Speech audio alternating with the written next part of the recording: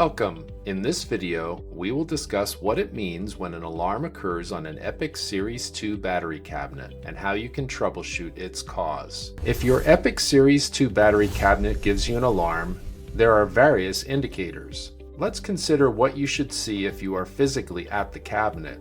First, the Hindle Health System LED above the door will be red. And second, if you open the cabinet and look at the control board, you'll see that the Hindle Health LED there has turned red as well. This light is a redundant Hindle Health light for the door LED. The EPIC cabinet might also indicate its alarm condition remotely through two available common alarm relays. One of these typically communicates alarms to a connected AT-EVO charger, another to a substation control room, if one is connected.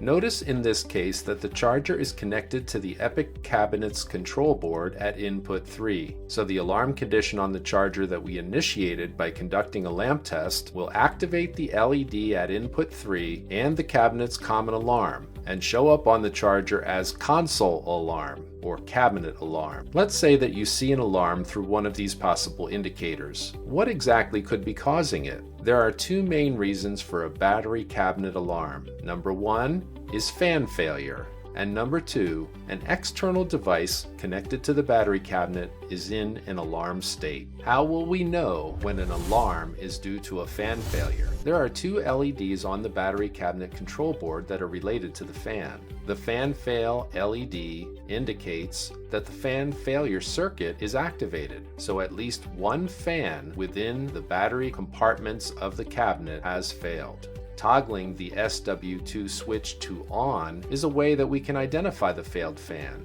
This closes the circuit and applies power to all the fans, as you can see when the fan on LED illuminates. This fan has created enough suction to tightly pull the paper upward, but the other one, the defective fan, has not. If fan failure is not the cause of the alarm, then the alarm is due to an alarm condition detected in an external device that is connected in one of the inputs 1 through 4. To verify what device is connected to the input, please refer to the layout label inside the cabinet door and your custom cabinet drawings located in the manual binder.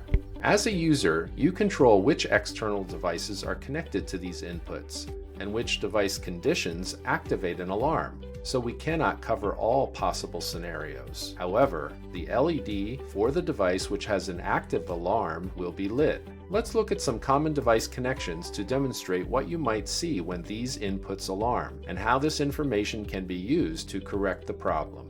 If your cabinet was ordered with an AC unit, then input 1 will be connected to the air conditioning, and it will alarm if the AC temperature monitoring circuitry detects either an under temperature condition or an over temperature condition. If instead of an AC, your cabinet has a factory installed heater, then two external thermostats are mounted in the battery cabinet to read and provide alarms to input 1 for under temperature and to input 2 for over temperature. When the EPIC Series battery cabinet is ordered with an AT-EVO battery charger, input 3 is connected to the charger at the factory. This allows the door LED on the cabinet to signal an alarm that originates with the charger. You'll know that the origin of the alarm is the charger itself when you see the LED for input 3 is on, when none of the other LEDs on inputs 1, 2, and 4, nor the LED for the fan are on. You will also see an alarm on the charger panel.